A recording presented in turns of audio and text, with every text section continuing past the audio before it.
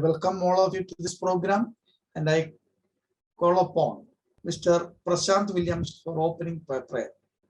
Let us pray. Loving Heavenly Father, we thank you for your great presence in this online training program. We pray for the bishop, the priests, and dear children and coordinators. We pray for the CSI SYNOD, Department of Ecological, especially our director, Dr. Matthew Koch sir. May your divine wisdom be extended to our chief guest so that he would be able to impart his effectively his knowledge to all of us. We ask this in this name of our Lord and Savior, Jesus Christ. Amen. Now, Akshara from Dornakal Diocese will welcome all of you and the guest. A very warm good evening to all the wonderful and blessed people present today. It's by God's abundant grace we are able to organize such events. I praise and thank God for this prestigious moment. It's indeed great honor and privilege to welcome Dr. Matthew Koch, Ordinary Director of the Ecological Council Department of SYNOD. I extend my warm and cordial welcome to you, dear sir. It is really a great pleasure to welcome Mr. Sanjay Kumar Godial, IPS, who is going to give his presentation on media literacy today. Mr. Sanjay Kumar is an police service officer of 2005 batch cadre. He is a qualified engineer from Mumbai University. He is a Chaving Cyber Security Fellow, Canfield University, United Kingdom, a well-known cyber security analyst and investigator, especially online crimes against women and children. He is also a author of bestseller book Is Your Child Safe, which is translated in 4 languages. Recently, he is writing a series called Cyber Moral Stories for Kids. I'm sure this is going to be a great session, and my hearty welcome to you, sir. I'm highly delighted to welcome all the teacher coordinators from all the dioceses. And finally, I welcome all my dear fellow students who are participating in this great training program. Thank you. Over to Mr. Sanjay Kumar, IPS. A very good evening, all of you. I hope my voice is audible. Yes. Okay. First of all, I would like to say thanks to Mr. Matthew Koch, the director, for inviting me in this program, the so-called CSI Student Leadership Training Program. In fact, I have been given a topic called media literacy. When we talk about media is generally, it's a very, very wide area, but I'll be just limiting it on online safety and what are the latest risks and why the awareness is essential in the present scenario when you're using online platform.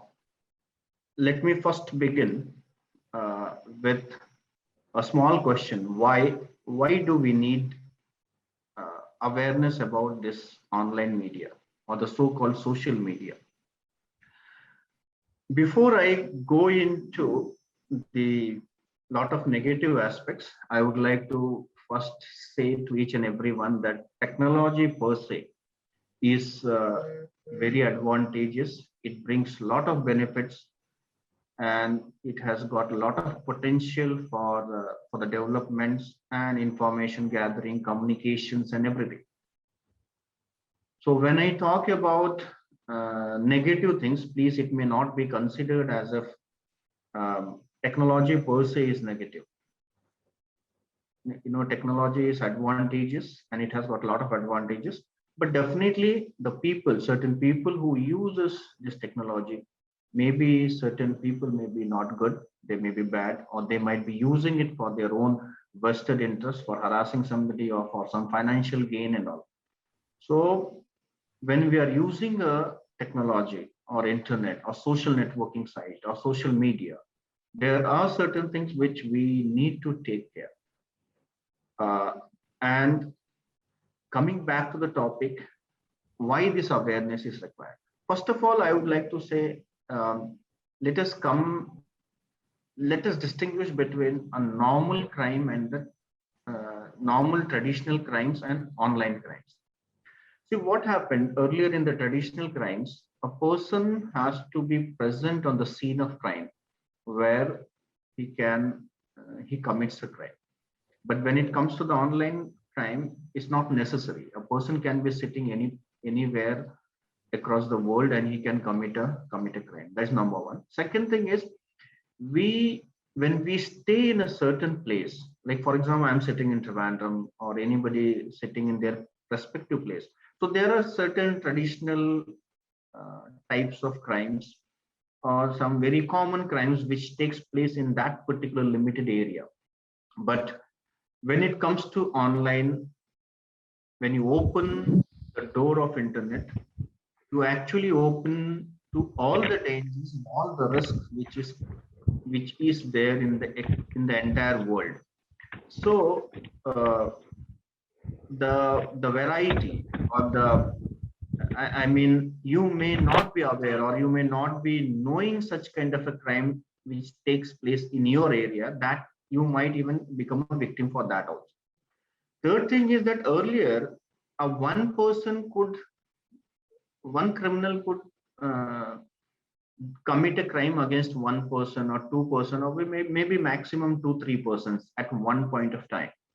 But when it comes to the online crime, it's like it has opened the canvas, like he or she, the so-called cyber criminal, can actually target thousands of millions of people at one go by sitting at somewhere else. So this is a basic difference between the traditional criminal and the online criminals. Another one thing I would like to say, there are certain advantages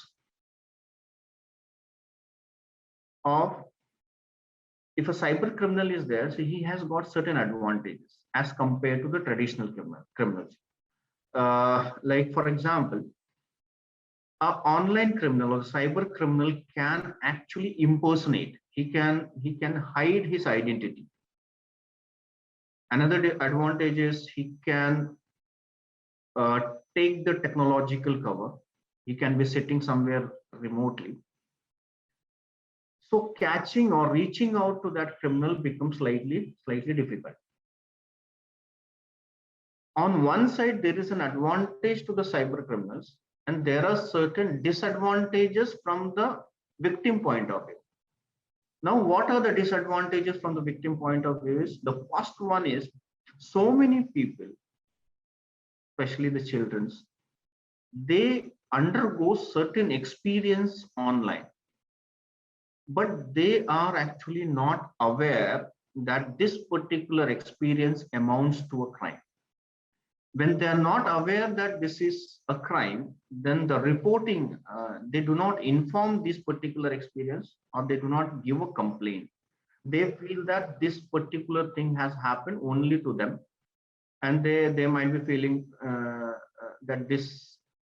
So when you are not aware about the crime, it becomes difficult for a person to give a complaint. That's number one. Second thing is, most of the time, such online harassments or online crimes which takes place, apart from the financial frauds. Okay, financial frauds generally everybody report to the police, but there are so many other online harassments has got certain social stigma attached to it, where a person is feeling embarrassed, or the person feels that if this particular things comes out in public, or if I go and report to anybody, so it will bring a bad name to me.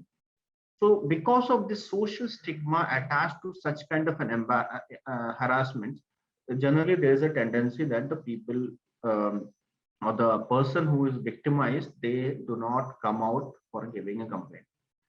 Third disadvantage to the victim is, like when we are investigating such kind of an online crime, as I told earlier, the criminal may be sitting somewhere across the boundaries, and police or the law enforcement functions in a jurisdiction. And like I have, my jurisdiction is my district or Kerala or India, but our law does not extend across the borders. So it becomes very difficult for us to nab them or reach out to those criminals. So there is a delay in investigation. Another one problem is, most of the online data which is available, where when we are investigating and we want to collect evidences from the for the investigation purposes, the data is available on a server or on a cloud platform situated in somewhere in other countries, like when you are using Google or when you are using Facebook. So all the server data, everything is available somewhere in another country. So what happens in order when I have to investigate those cases and I want those evidences, then it becomes I have to write a letter, or there are certain way formality where I have to request the other country. So in that entire process, it takes a lot of time. So because of this, nabbing the criminal, collecting evidence against him becomes slightly difficult. So when I was talking, there are certain advantages to the cyber criminals, and these are the disadvantages which is on the victim sides. So so it is always better that we take a sufficient precautionary measures, and we try to prevent or we try to avoid falling victim. That is one thing. Second thing is, it's not about when I'm taking this session, it's not only about saving yourself or protecting yourself from becoming a victim, but you have to also protect yourself from becoming an accused also. There are so many incidents, there are so many cases in which the students, children, or any person, they have unknowingly, because of ignorance, they have committed or they have did something online, and finally later on it was realized that whatever he has done, that amounts to a crime, and then they have to face a legal action. I'll just tell you one example. There is a one reputed school here in Trivandrum. One fine day, one teacher came to the school and came to my office, and they lodged a complaint saying that somebody has morphed some image of the teacher along with somebody, and it was being circulated on the platform, some social media platform. So when we investigated the case, and later on we narrowed down and we found that actually it was done by one of the students. Now when the student, reason could be there was some reason, but I don't want to say that. The student, he was slightly tech savvy. He was aware about, he or she knows how to morph and how to circulate. And in order to take revenge or in order to teach somebody a lesson, this person, this boy, he morphed a photo and he circulated, trying to bring an embarrassment to the teacher. Now, when we investigated that, finally we narrowed down, we have to actually arrest him. Although he was a juvenile, and when we inquired, it was found that this fellow he was not aware. He was not aware that whatever he is doing, that amounts to a crime. It's not like a fun. Whatever you do online, you actually leave a digital footprint. You will be traced. That is number one. Second thing is, this boy, he was thinking that, okay, if he creates some fake ID or if he creates some profile in a name, somebody else's name, then he won't be caught. That is wrong. First of all, he was thinking that he can't be traced. Second thing, he was ignorant that whatever he's doing is a crime. So why awareness is required, why we are actually doing this particular session is two things. One is, first of all, you have to protect and you have to ensure that you don't fall victim to such kind of a crime. Second thing, you also have to protect yourself from becoming an accused also. So this is basically the purpose. And it is like a very vast topic, and it's covering this entire online safety in a particular 1 or 2 hours. It is very, very, very difficult. But I'll try to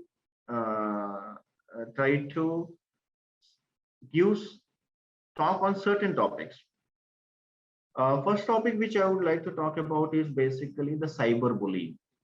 I think we hear a lot of things about cyberbullying, and we come across this particular term on several occasions. I don't know, I mean, how many people exactly know what exactly the cyberbullying means. In fact, I came to know only just a few years back. Cyberbullying, if we go by the definition, it actually means that you are harassing somebody by using some kind of an electronic or online platform. That online platform could be your normal chat apps like WhatsApp, or it could be some social media platform, maybe Facebook, Instagram, or YouTube, or even email messages. So any kind of an harassment by using the technology is called as a cyberbullying. Now, generally we underestimate the cyberbullying. Cyberbullying is actually very vast. It could start from a very small, negligible kind of harassment. It could be like, giving or posting or sharing some small comment which makes you uncomfortable. Like somebody has posted that. Suppose if you have posted certain image or something, and somebody shares it saying that she's a bad or he's a bad boy or something negative comments, actually which makes you very uncomfortable. It starts from such a small thing, but it could range to a very grave one. There are cases in which persons have actually morphed the images, or they have shared some certain intimate photos, or they have tried to manipulate it, and they have been threatened that we will share your photographs or videos online, and they try to blackmail you. In so many cases where these people have actually shared it. And once this thing happens, especially the teenagers, they do not know what to do, and they feel that this particular thing is happening only to them. And as I told earlier, that since there is a social stigma attached to it, so they are not comfortable talking or telling to anybody. And this advantage is taken by the criminals, because the criminal knows that you are not going to give a complaint, or you are not going to say to anybody. So that is a range of cyberbullying. And there are a lot of negative impacts, like you get mentally disturbed. There are so many cases in which the children or the students, they have gone for a self-harm.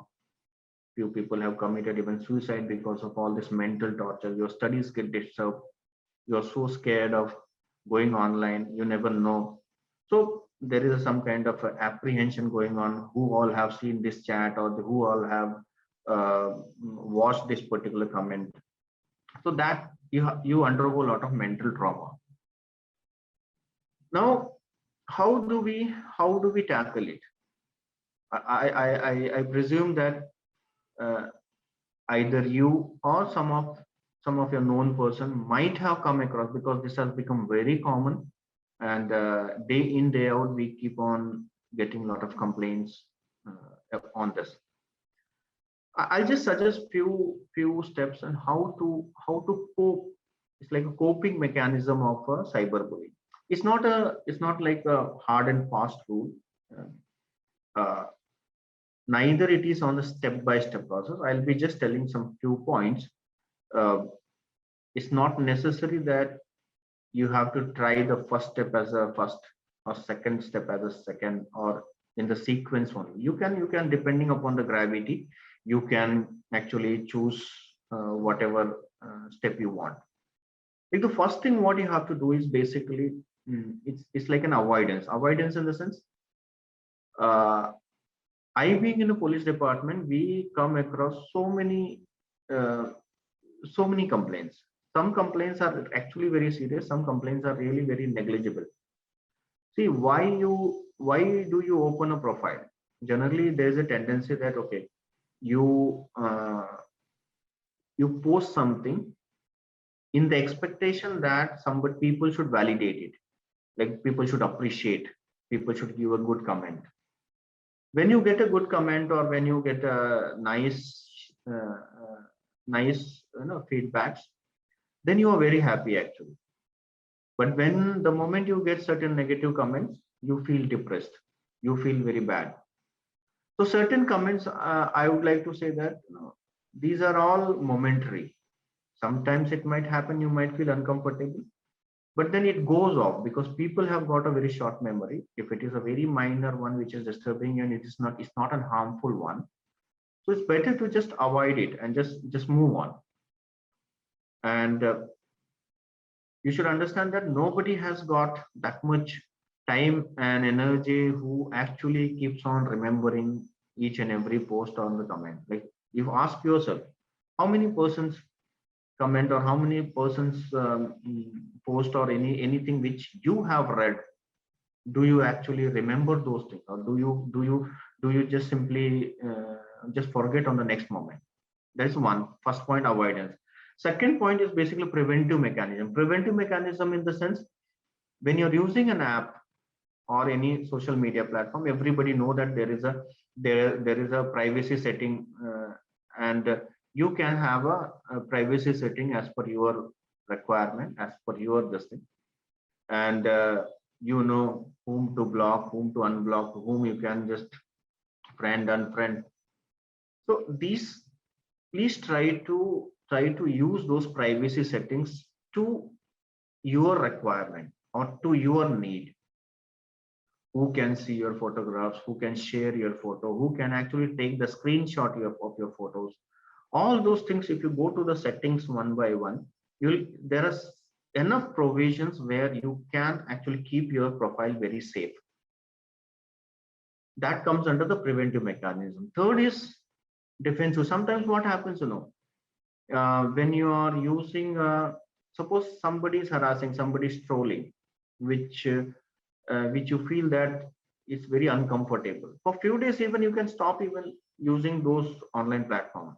I'm not saying that you have to be very defensive, but suppose if your exams are nearing, or you have some other urgent works to do, and you are really getting bothered and disturbed and distracted by this online platform, it's better to avoid or take a defensive step, and for a few days you can just give a break for that.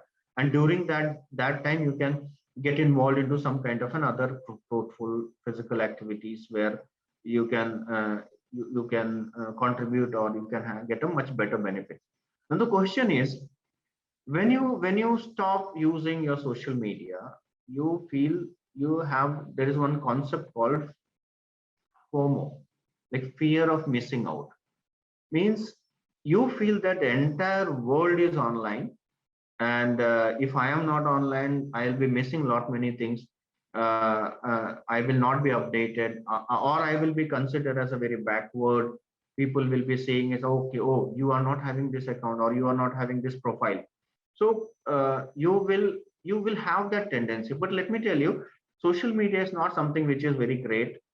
It's totally unreal, and it does not give anything much fruitful. So when it is distracting, when it is affecting you, it's better you can always take a break. The fourth point which I would like to say is very important. It is like a social support. What do you mean by social support? Is if really somebody is harassing you, somebody is bothering you, and you are getting disturbed, it is always better to talk and to speak to somebody whom you trust. That person whom you trust could be your parents, your teachers, your counselor, your friend, or somebody. Please speak out. If you don't speak out, you will be just feeling the pain. You will be having that self-consciousness, that guilty consciousness, how come this thing has happened to me. One thing again I would like to add, saying that, see, it has become very common, and many people, including not only the teenagers, including the grown-up people, are falling victim to such kind of online fraud. So don't think that, okay, this particular thing has happened only to me, and you don't have to feel that you have committed any mistake or you have crossed certain limits, and now I have to bear it.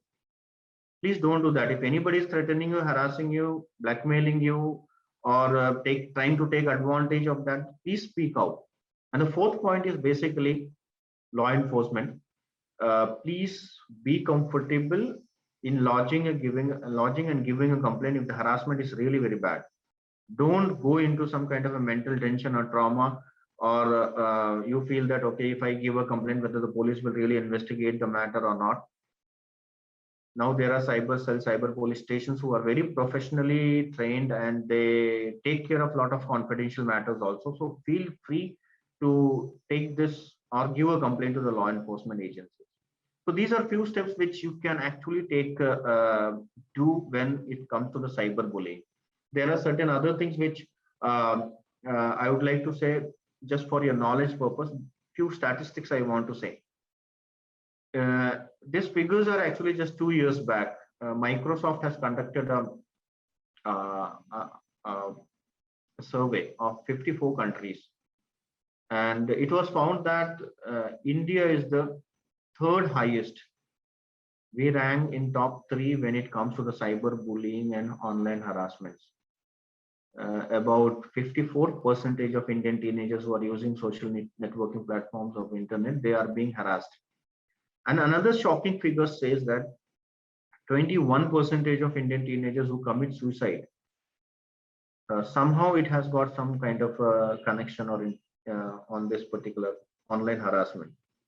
So this is something very important.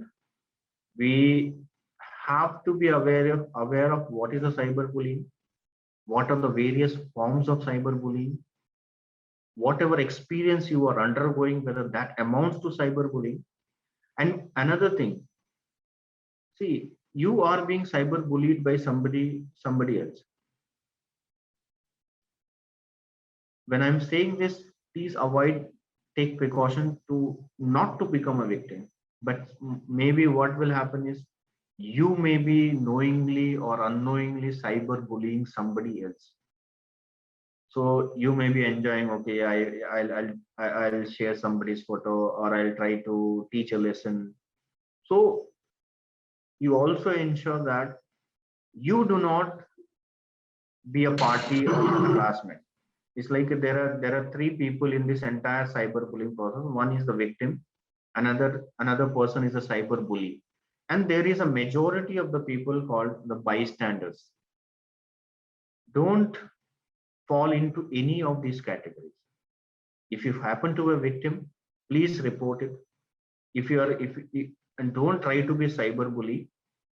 And majority bystander, please try to avoid being a bystander. Like, for example, one person is actually cyberbullying some another victim, and you are participating it, you are enjoying it, you are sharing it, you are passing a comment. That actually increases the agony of a person. Don't be a bystander. If somebody is being harassed, I think it's better to inform to the concerned some person that such and such person is harassing such and such person. Maybe the victim may not have that guts or the confidence to speak out. So this is all about the cyberbullying. The second topic I would like to talk about is financial frauds.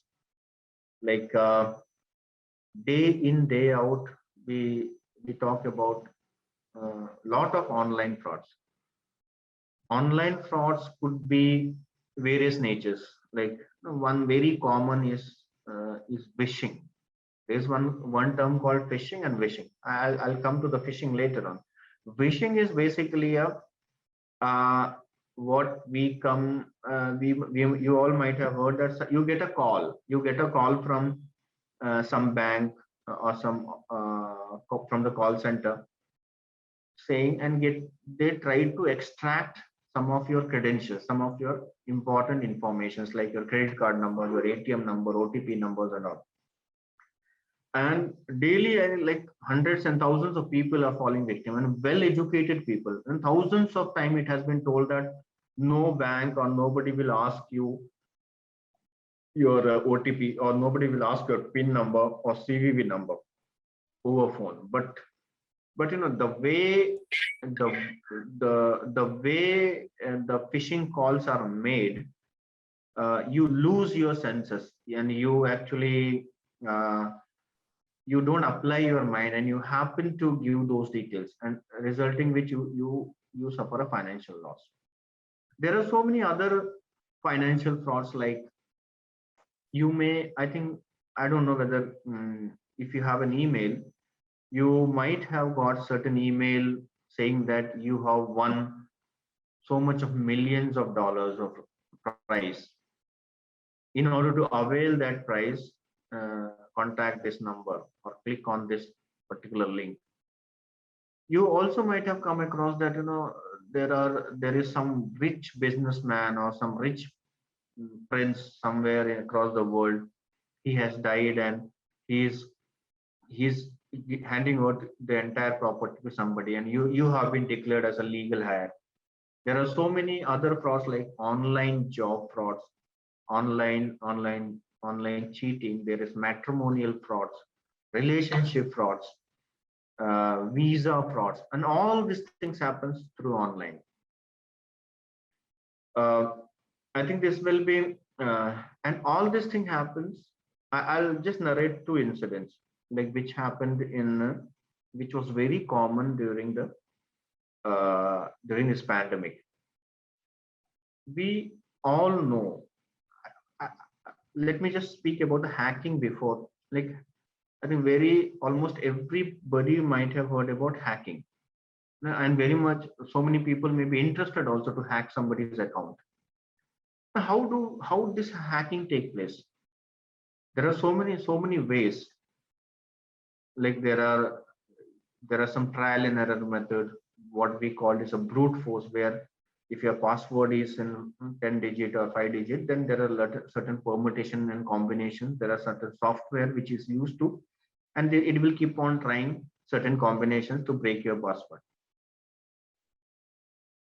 There is another one called dictionary method, where I'll form a dictionary taking your name, your date of birth, your vehicle number, your pen name, your nickname, your girlfriend's name, your boyfriend's name, your mother's name, father's.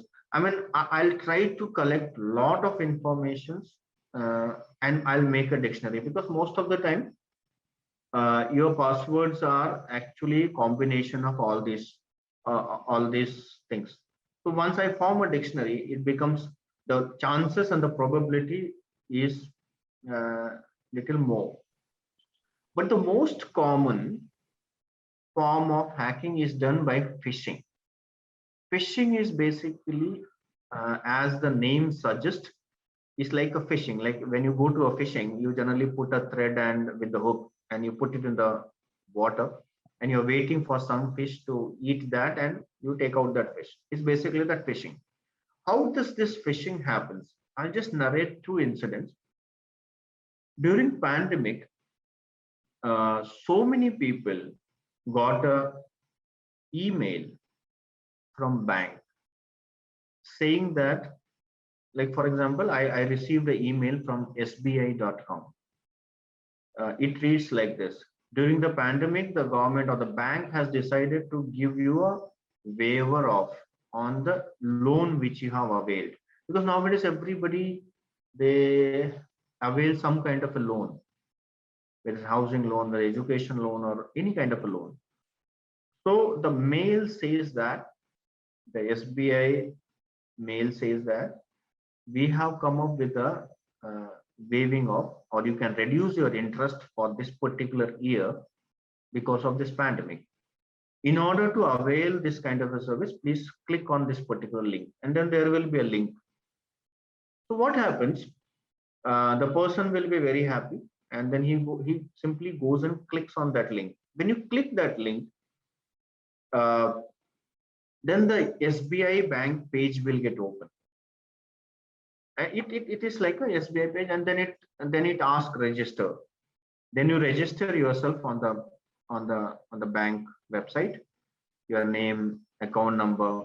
They will ask your ATM card. They will ask lot of details, and you will be filling. But when you submit that details, it actually does not goes to the bank, it goes to the fraudster. The idea is the mail which you have got from the SBI, that mail was actually not from the SBI. It is called a spoofed email. It appears as if the mail has come from the SBI, but it has been so created.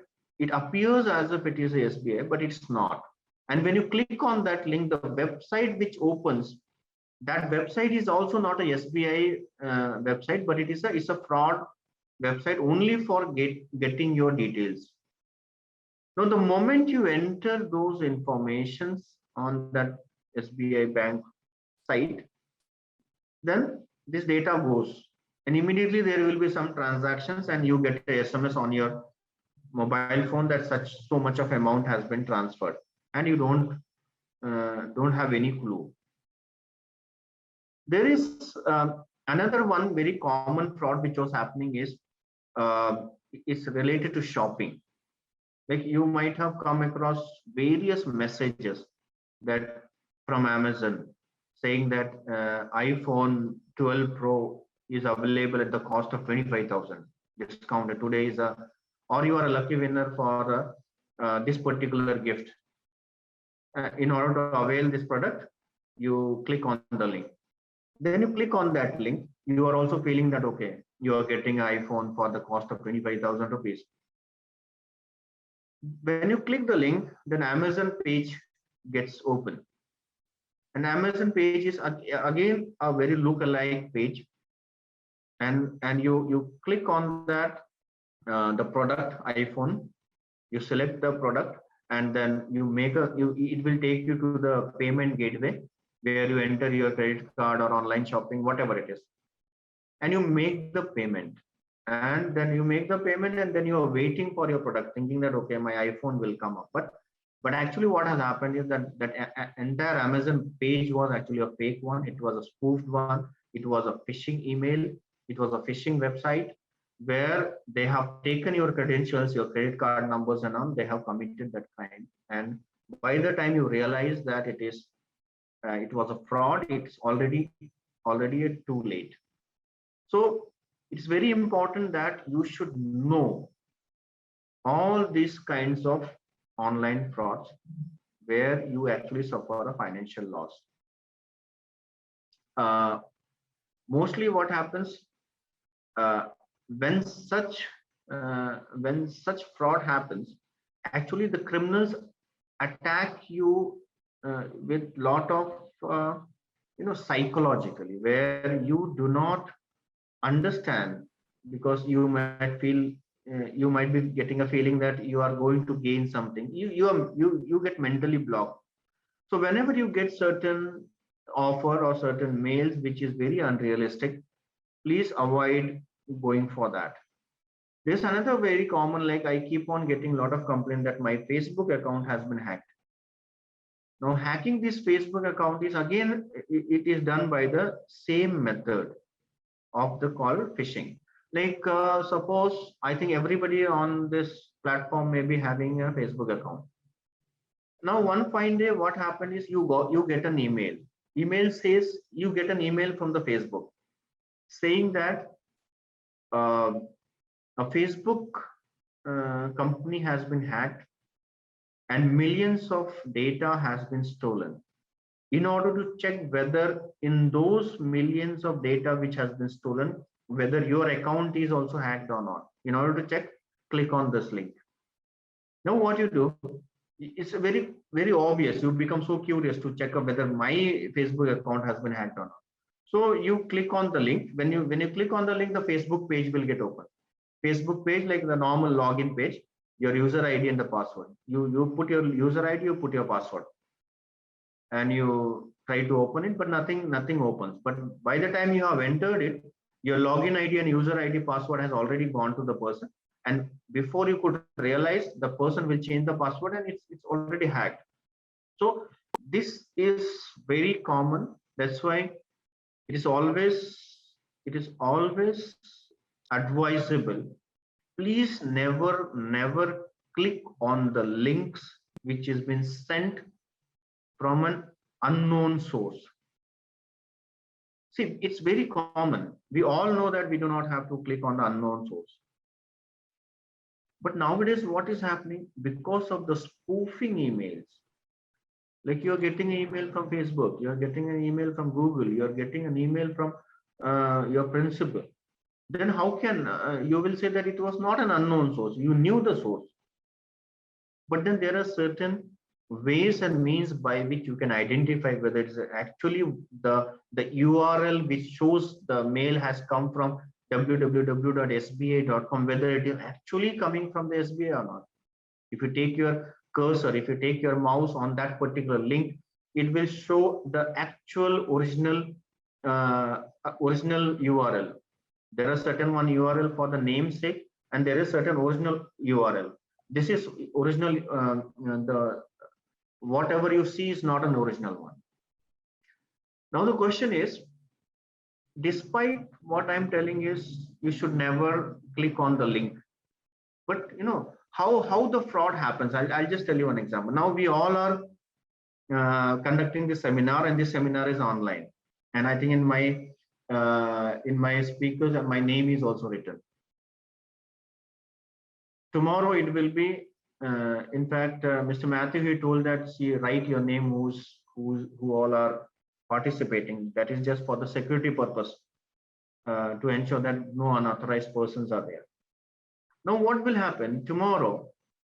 This particular recording will be uploaded on some YouTube, and maybe thousands of people will watch that, and thousands of people will know that on 8th of September at 6:30 or 7 o'clock, a session was taken by DIG. Now, if any of the person is a cyber fraud fellow, what he will do, he'll spoof a mail. He will spoof a mail and it will send you. And the sender will appear as if the mail has come from DIG Trivandrum, Sanjay Kumar. The moment you get an email from DIG Sanjay Kumar, when you open it, it says that kindly refer to the yesterday's webinar, and there are certain points available which may be useful for you, and then there will be a link. So when you get such email, then you will forget all those what I have been telling just now, because that is the way psychologically the cyber criminals use that your normal rational thinking or safety precautionary methods what you take, it just bypasses because of the psychological the way it is done. So in a nutshell, what I would like to say is that please ensure that do not open the link which has come from any source. I mean, just make it a platform, make a blanket this thing that you will not open the link unless you are very deadly sure. If you want to open it, just copy that link and open a Google browser or and paste it on the URL, and then you click it. If it is an original one, it will open. If it is not original, it will not open. So this is all about, I wanted to talk about the financial frauds. Another one thing in the same connection, please, we have a tendency of looking for a free Wi-Fi. Like when you go to the bus stop, when you go to the airport, when you go to the hotel, the first thing what you ask that what is a Wi-Fi password. So the free Wi-Fis are generally not very safe because there are a lot of chances of your data getting leaked. So my advice is that, okay, you can do certain normal surfing, normal information, that is all fine. But when you have to do a financial transaction or online shopping, please avoid that. You do not do it from the free Wi-Fi places. There are chances that your online banking passwords or credit card numbers or your wallet, those details might be leaked. So that's what all about the financial frauds. Few things I would like to say about the social media. Social media like Facebook, Instagram. Nowadays, We see people, so crazy about social networking, and people want to be popular. They want to be an influencer. Earlier, now the TikTok has been banned, but Instagram also has got some making of a small videos, and what we call them as a social influencers nowadays. Like uh, very common people like you, uh, uh, they have become a celebrity. Earlier, traditionally the celebrities were different, like film stars, sportsman, and all those things. We used to consider them celebrity, but nowadays, like, you see so many people on the social media having a millions of followers, and there are huge crowd which follows them, and whatever they do, so many people, so many followers also aspire to be like them. That's number one. Second thing is, um, we all are running behind a certain thing called a social currency. Yeah, how do I define a social currency? Is, see, like for example, I post a photo of mine, and I get 100 likes. You post a photo and you get 1,000 likes. So what happened? You have actually, my photo valued 100 likes, your photo likes 1,000 likes. So your value is 1,000, my value is 100. So this is the currency for which every person is actually running behind. They just want to be a popular. They want to be a they want to be want to be famous. They all like, and it's like, um, like when my like is reaching 999 or 99, you are waiting, you're seeing it 100 times. Okay, when it will cross, somebody will like or share it, and my the number will go in a double digit or 3 digits and all. That is one thing. See, the social currency is something which is creating a lot of psychological impact in a positive and negative way both. One negative thing which is happening is called a relative deprivation. You understand this concept? Relative deprivation means we start comparing ourselves with somebody else, and when you compare with others, then you realize that you are missing out something. You are actually not, you are not enjoying, or you do not have certain things. You are missing all those things which the other person is having. See, when you see certain things on somebody's Facebook or Instagram, it is basically the highlights of those person. It's like a trailer of a movie of that particular person. So, and with that highlights and that particular trailer, you are actually comparing your entire life. And then you compare, and then you start feeling deprived. Okay, he is also from my classroom. He was getting less marks, but now he has become so popular. Or look at his dressing sense, look at the way he's traveling across the world. He's visiting such and such places. His walking sense is good. The way he dances, or the way he is popular, or the way he travels across the world. I mean, you start comparing with each and everything, and then you compare with yourself. But let me just tell you, as I said, it's only that person's highlight. That person, the whom you are admiring, the person whom you are following, that person will also be having a normal life and a normal problems and normal things what is normal to you, but you're not able to see those things. So please stop comparing all those things. It's like a okay, I mean, somebody is doing this. The study says that, when you take a selfie, or when you want to post a photo on your Facebook, study says that a person takes a minimum of 17 times before, I mean, the 17 photos will be taken, and then it will be selected after a lot of editing, filtering, adding lights and zoom and whatever, and then it is posted.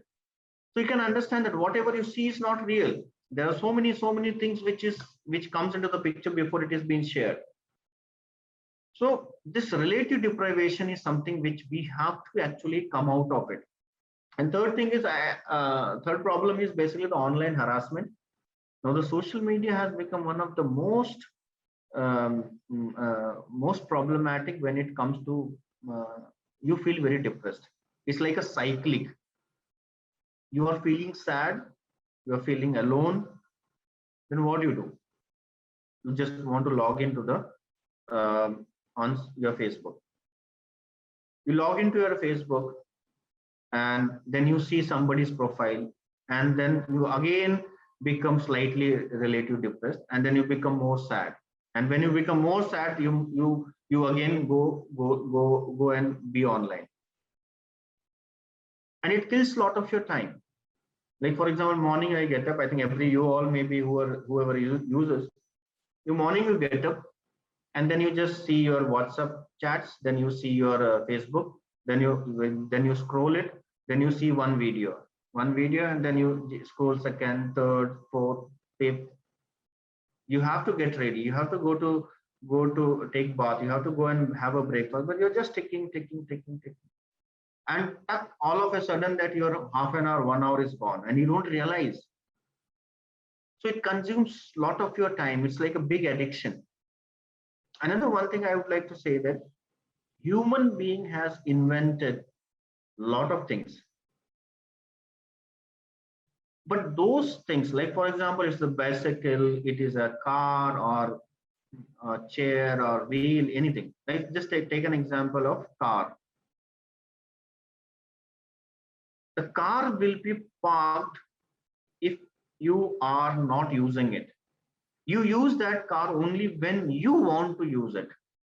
The car will not come to you and tell that, oh, come, you drive me and let's go for a drive. Have you seen that? No.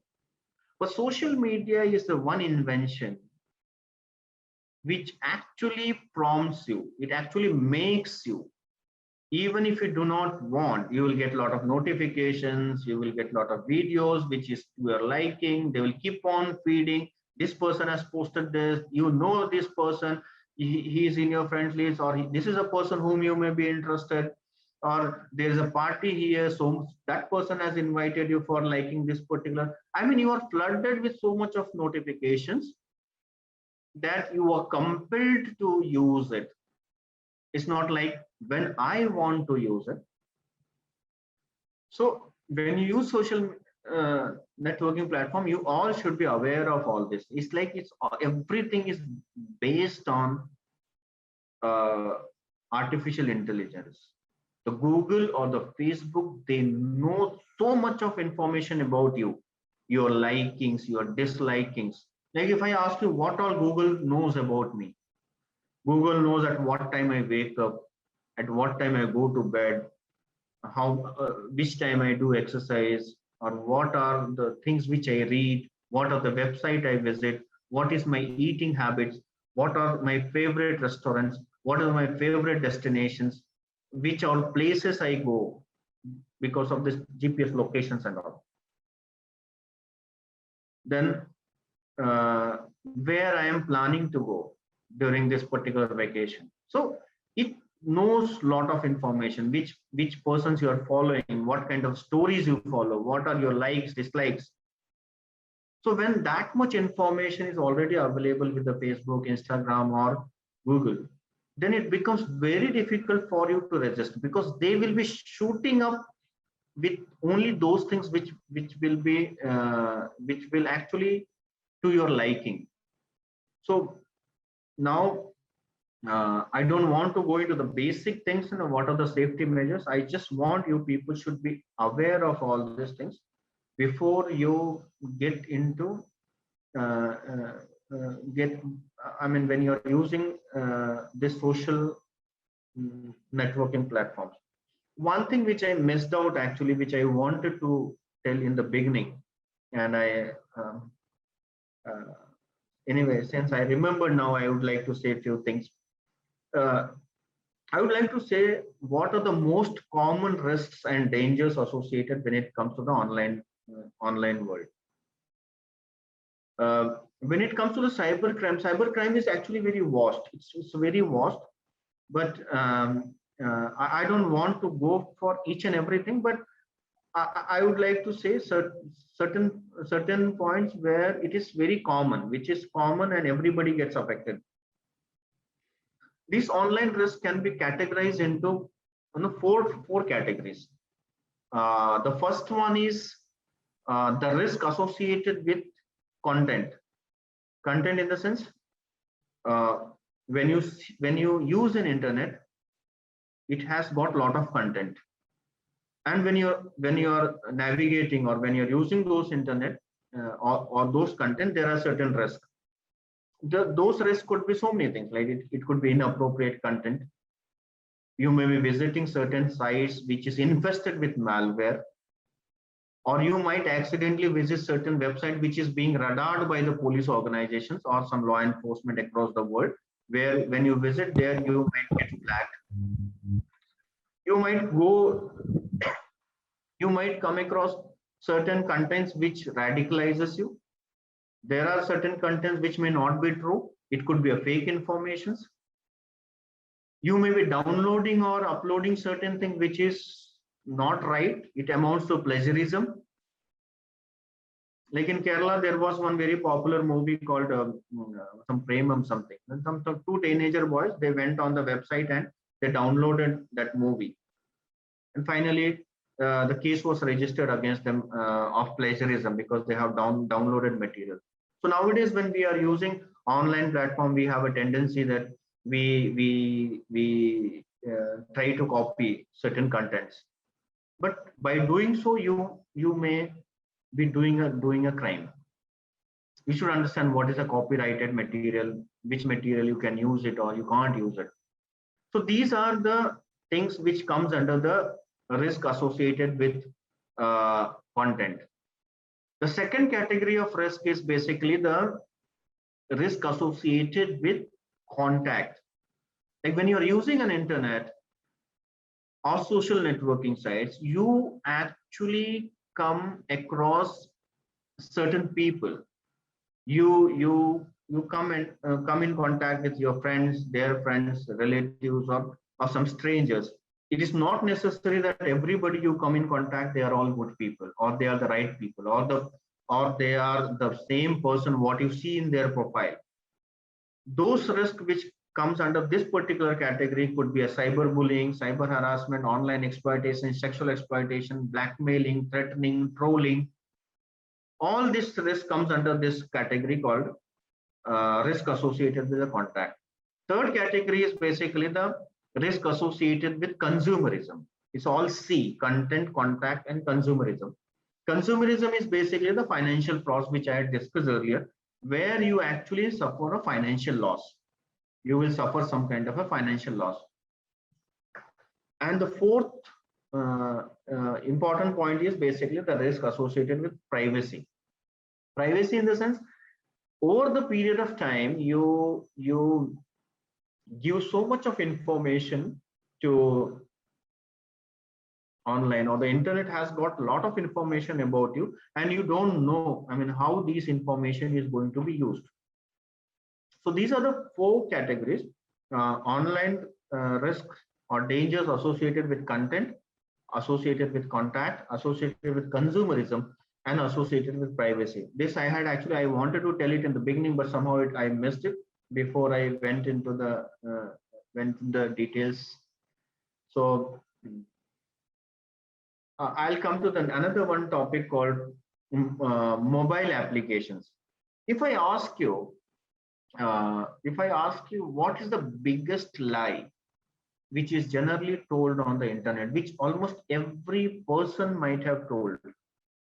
I repeat the question: what is the biggest lie that each and every person say on internet or on any online platform? Maybe you may be coming across so many answers to that. I'll just say, like, you all might be using your phone. You all might have downloaded certain apps like Messenger, WhatsApp, Instagram. How do you download it? You basically go to the store, App Store, Play Store, and you download it. When you download it, when the download is completed, towards the end, it asks, there's a terms and condition. It says that read and understood, and I accept. How many people have actually read and understood and accepted it? I can vouch that none, nobody might have. We just simply say, okay, I read, understood, and done.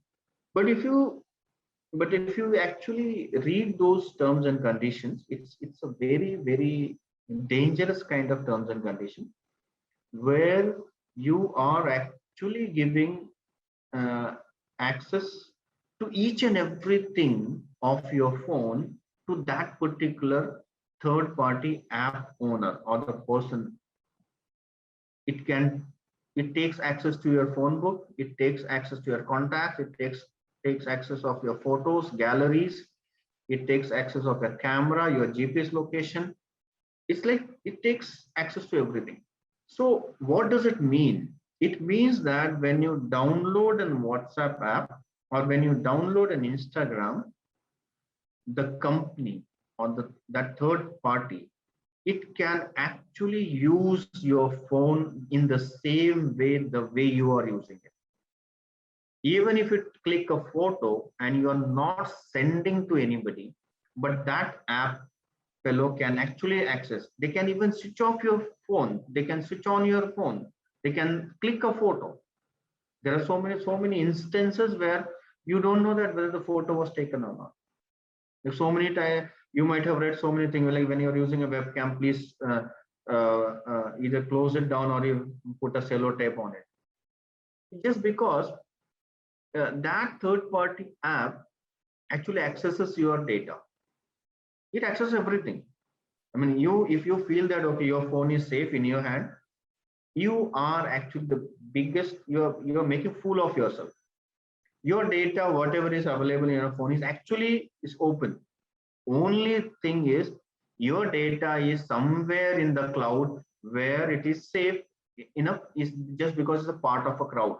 But if anybody wants it, they can get an access or they can take out all your data, and the privacy or the confidentiality or the secrecy is just like an open glass.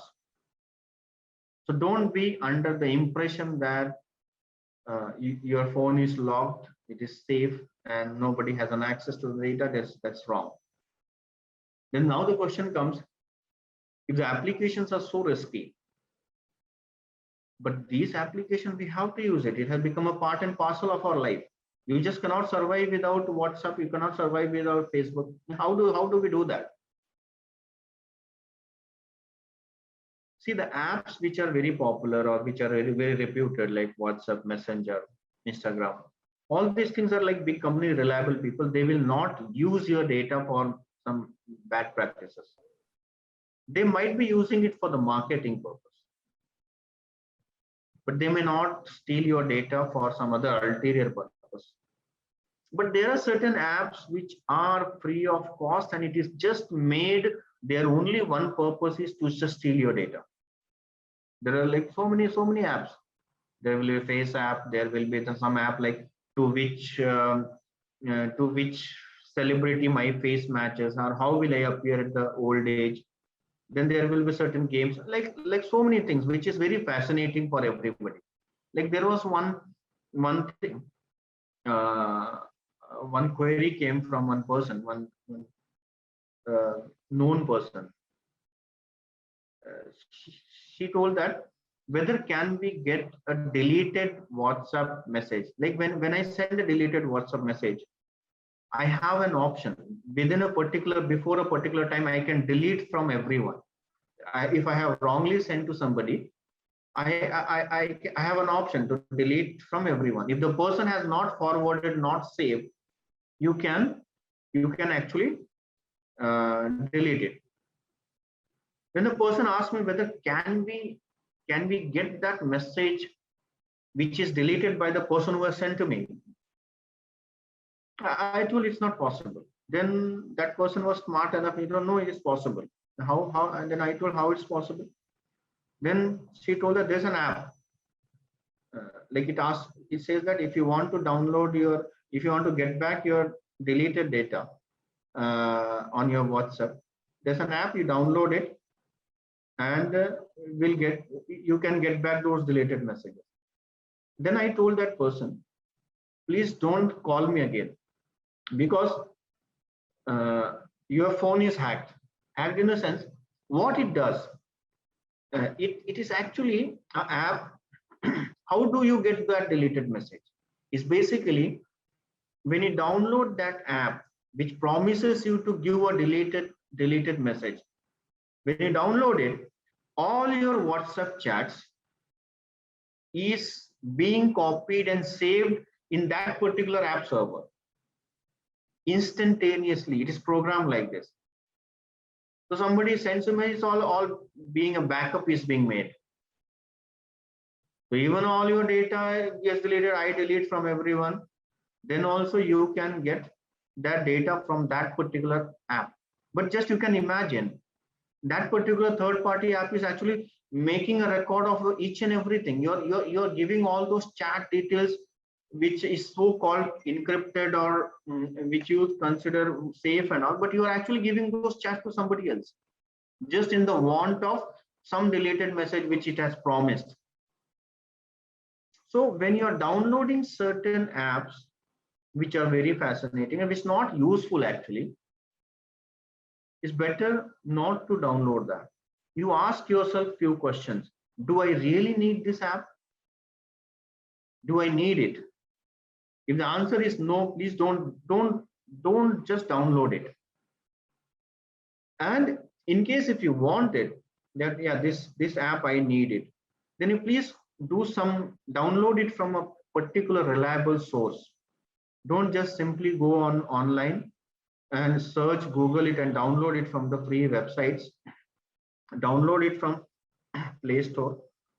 Although the Play Stores also cannot guarantee that all the apps are safe and all, but still do some review. How many people have downloaded, it is good or bad and all. Then only please use those apps. Otherwise, please avoid using all those kind of a shady apps. This I wanted to talk about certain things about the application. One thing I wanted to talk about the remedial measures. Like what happens,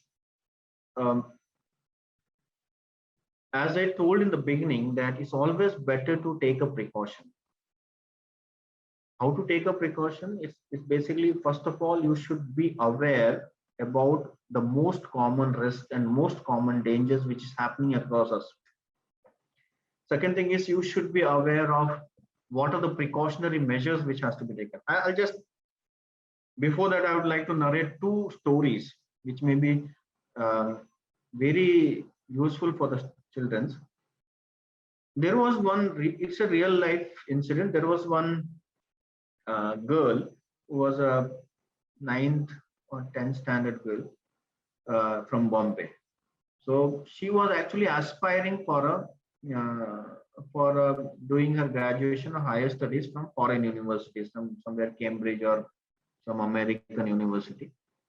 So she was searching for some scholarship, and when she was searching, then she stumbled. She came across one particular website. That website belonged to one organization. It's like a charity organization which helps the brilliant students to get a scholarship. So she went through the website and she was very happy. Then the procedure of getting the scholarship was to, she has to register in first. She registered, and then there was an online test. She appeared that online test and she passed. Then he moved on there was certain group discussion, GD, and then interview. There was all this thing was happened online, and she was finally selected, and she was offered the 100% scholarship. She was very happy. Then one fine day, she got a mail after about weeks time. She got a mail that from one of the same NGO. They told that there will be one another interview, which will not be an online, it will be physical interview. So she was given an address and she went to that place, where actually she was being harassed. She was sexually exploited. photos and video was taken, and she was threatened, blackmailed, and this blackmailing was going for a long time. And finally, she was saturated, and then one fine day she informed the matter to the parents, and then the parents gave a complaint to the police. The Mumbai Cyber Cell people, they registered a case, and when we investigated that case, it was very shocking that no such NGO occurs. So there's no such organization which offers scholarship and all. That entire website was, it was all entire fake. It was just only to trap certain students community where they can either for the money purpose or some other ulterior interest. I mean, that site does not exist at all. Then we feel that okay, there's a website, so the organization will exist, but it's very easy for a person to just fake anything. In Hyderabad, we have arrested one person. He was having around 70 profiles of his own. In one he was a doctor, in one he was an army person, one he was an IPS, one he was, I mean, it just like for example, I'll tell, if anybody visits my Facebook and if he or she is a civil servant aspirant, obviously the person will be very much would like to, it becomes very easy for a person to get connected. We have a 70 profiles.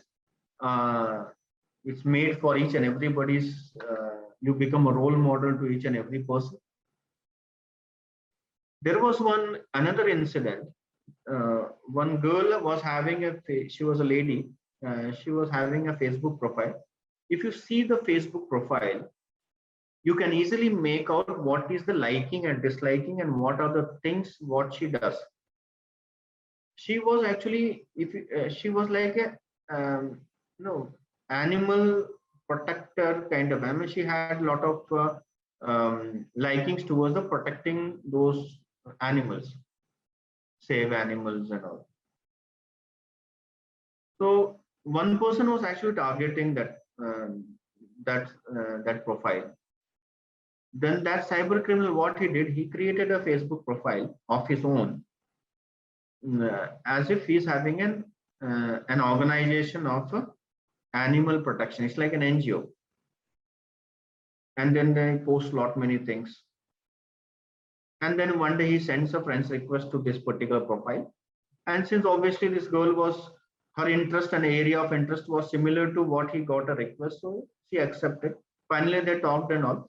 Finally, this person offered her a job, saying that there is an opening in my company of some manager, and if you are interested, you can join my firm. Then she accepted. Then this lady traveled to that one particular place, and actually she was brutally exploited and she was murdered actually. So what I mean to say is that nowadays the social media has become like you give a lot of informations. There was another one incident which I would like to say. Because of the social media, you are actually not into, you do not forget things. Like mostly what happens, especially during the relationship, if you are into some relationship or you have a heartbreak or something, you get separated from your partner, husband or boyfriend or girlfriend, whatever. What happened earlier, what used to happen is, people will take a little time, one day, 1 week or one month, and they will forget and they'll come back to their life. But nowadays the social media does not allow you to forget. There was one incident in UK where there were one couple which got separated and just living separately about 100 miles apart. But the boy, he keeps on always seeing the profile of this girl, and then he just cannot forget. Now he becomes so sad.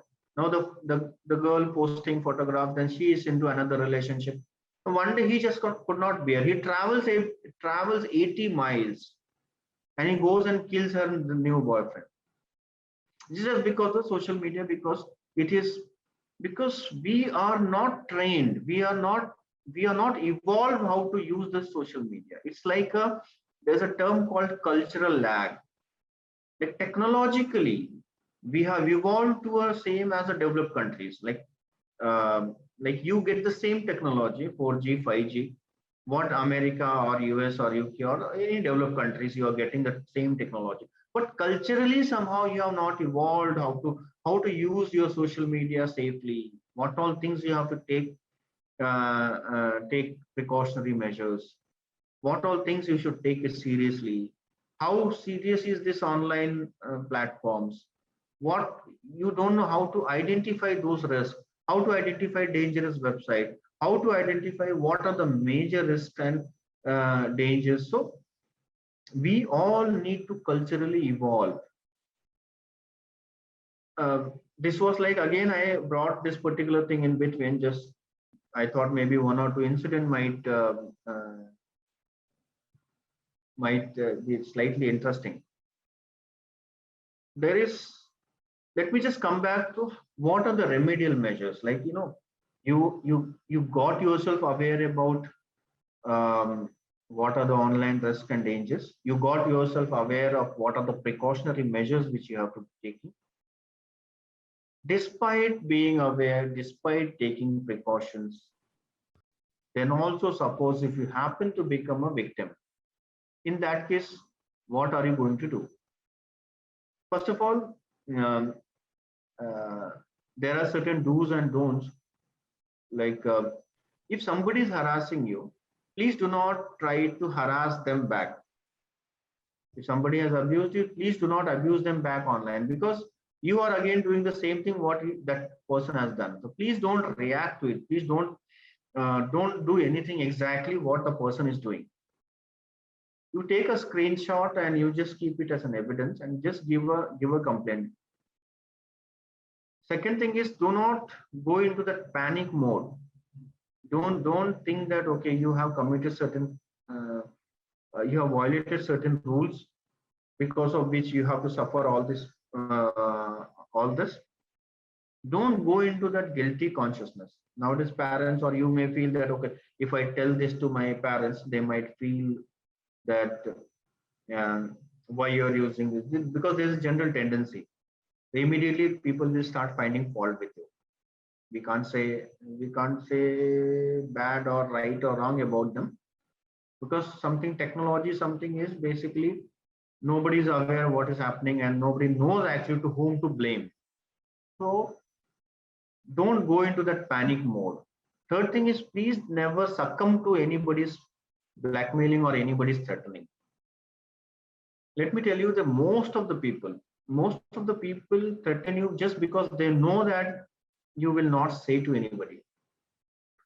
90% of your problem gets sorted out the moment you speak out.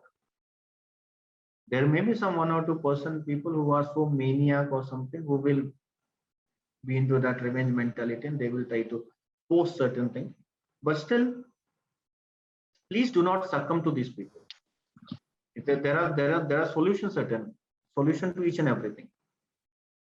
We can remove that content. We can ensure that those things does not comes into your normal searches. Like I keep on always search. I always search my name. I always search my photograph, so that I can track myself whether anything good or bad is posted about me.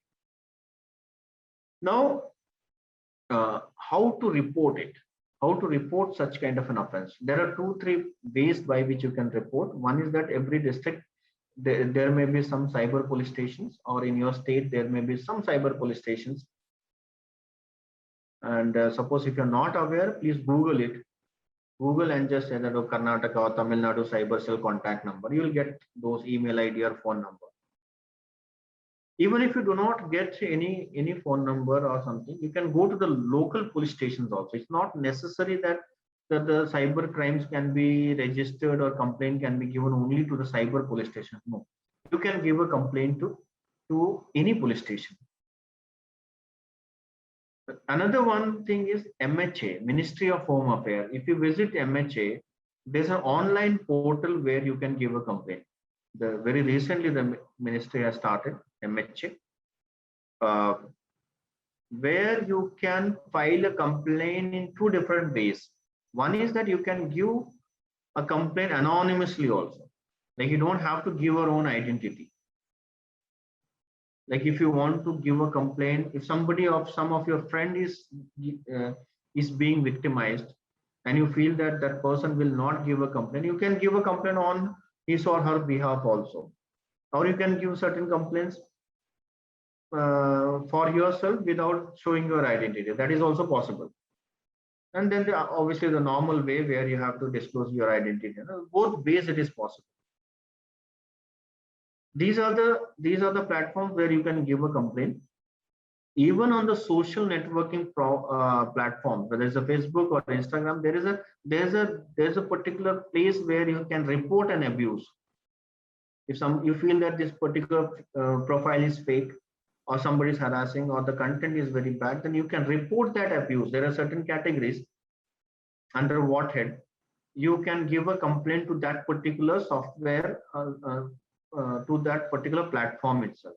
So these are the places where you can give a complaint and try to redress your grievance. So these were the few things which I wanted to say. That's all I think what I intended to talk about these things. I hope it was of some use, or whether it was totally out of the topic. That's all. And I would like to thanks for all your patience hearing. I hope it will have some sense, or at least some takeaway from this particular session. Thank you. Thank you, sir, for your thank you, sir, for your talk. I want the students to ask questions if they would like to. Students can unmute and ask questions or write in the chat box. I'll be very happy if some people. I am sure that students will have many doubts, many questions on this, but they feel very hesitant. But please feel free to ask any kind of a questions. One question is in the chat. I'll try to answer. What is the full form of MHA? MHA, sir. What is the full MHA. form of MHA? MHA is basically Ministry of Home Affairs. It's a central government Home Affairs Ministry. Students, please unmute and ask questions. What type of copyrights are a crime? It's any copyrighted article, whether it's a document, photo, pictures, design. If it is copyrighted, and if you take that content and produce as your own, you are actually doing a crime of plagiarism. And how to identify it's copyrighted? When you see that page at the bottom or somewhere, you will be written that C will be written C, and there will be a circle. So that is a copyrighted things. Now, so many times you go to the internet and you even download some photographs. When those photographs also could be copyrighted one. Can we study cyberlink course? Yeah, I mean, there are a lot of cyber related courses, ethical hacking, cyber psychology, then cyber crime, cyber law. But I advise that you do. I mean, you have to anyhow complete graduation. Parallelly, you can do it. Just don't rely only upon one thing without completing graduation. There are certain graduation courses also.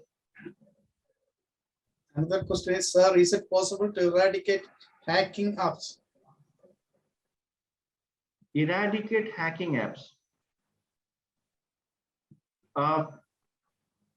If you ask me, not possible. I mean, you just cannot eradicate bad people from this earth.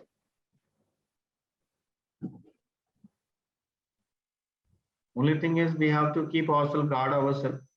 It's like, you are not guarding your house, you are not locking your door, you are not taking any precaution, and you want that eradicate the thieves. So another example is like you want that accident should not happen and you want to blindly cross the road. No road will be safe. You have to learn how to cross the road.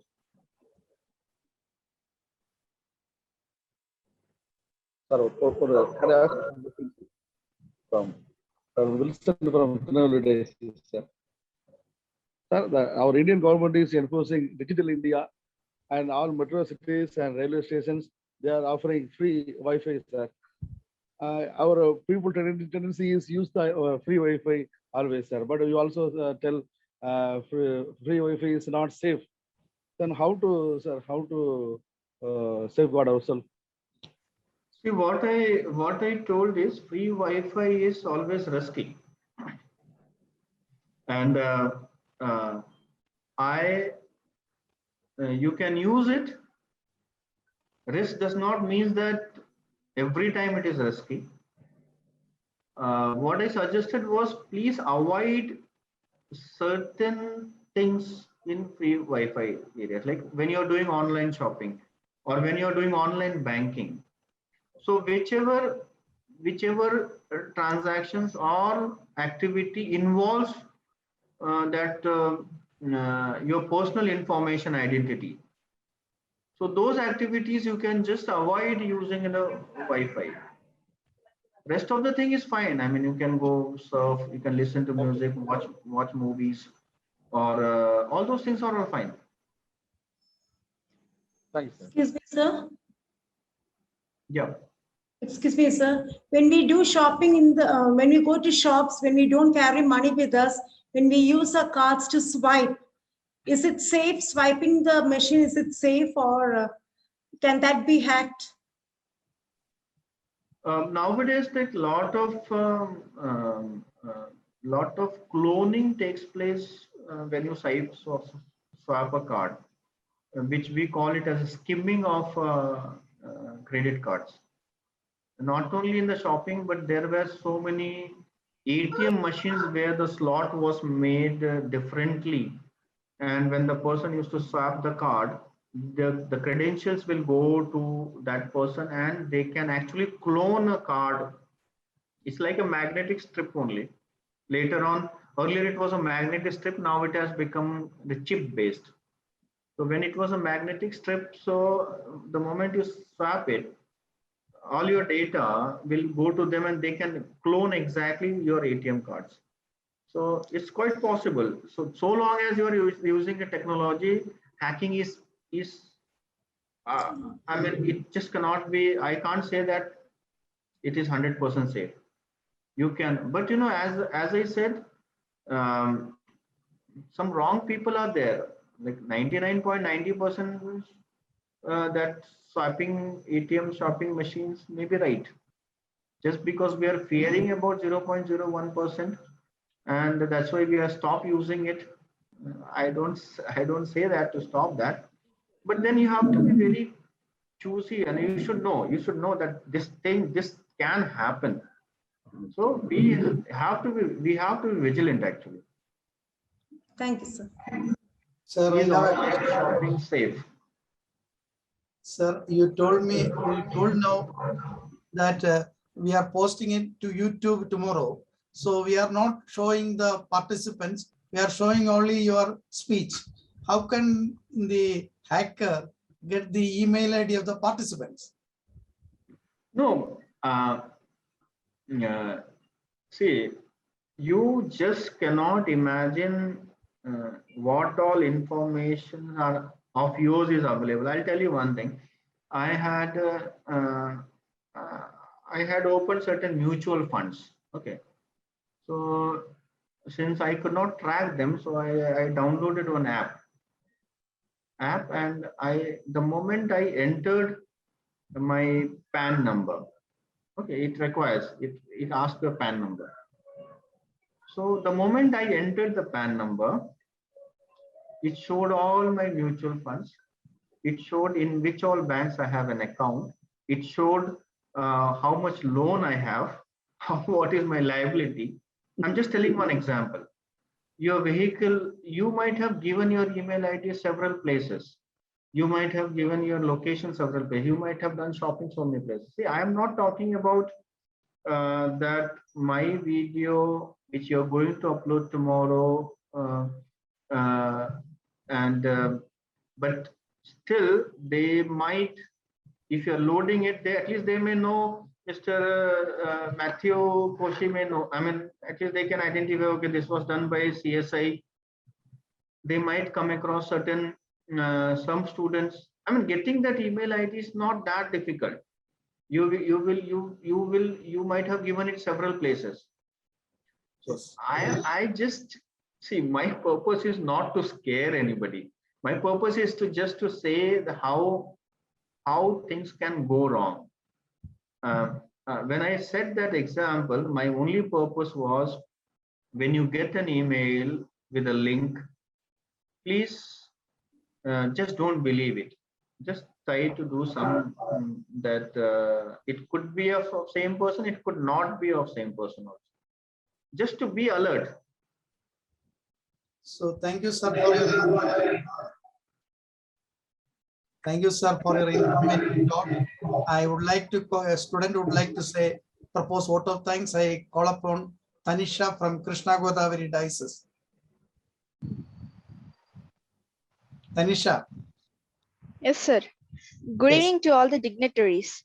Honorable Sir K. Sanjay Kumar, Deputy Inspector General of Police, Trivandrum Range. Honorary Directors of CSI Department of Ecological Concerns, Dr. Matthew Koshi, sir. All the Reverend Bishops, teacher coordinators, Synod committee members, my dear friends, and everyone gathered here. I greet you all in the name of our Lord Jesus.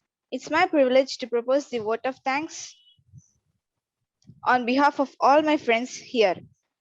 I thank the speaker, Sir Sanjay Kumar, DIG Trivandrum, who spared time from his busiest schedule to teach us about media literacy. You made us aware of many different things like online crimes, cyber harassment, cyberbullying, social media, online frauds, and etc.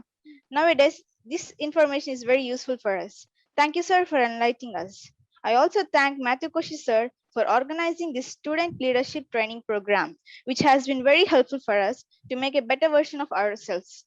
I thank all the teacher coordinators of different dioceses for guiding the students. I also thank the Synod members for making today's event happen. Lastly, I thank my fellow students for attending this program. As we leave the meeting, may the goodness of our Lord be with us until we meet again. Thank you for giving me this opportunity. Thank you. Thank you. I would like to thank Sanjay Kumar, sir, for your wonderful informative talk. I call upon Reverend B. Wilson for concluding prayer. Yes, thank you. Reverend Wilson. Gracious Heavenly Father, we thank you for this beautiful opportunity to learn more about the social media. And we also thank this opportunity to know more about social media criminals and negative way of using, and also give us thank you for giving us knowledge to use the positive way of using the social media. When we are harassed, we give us bold enough courage and to complain the harassers, those who are harassing us, to the cyber police department, and to save us from all kind of harassment. Lord, bless Dr. Matthew Koshi and Dr. Sanjay Kumar, and bless our eco department. Through Jesus' name we pray. Amen. Amen. Thank you very much. We are closing the program. Thank you for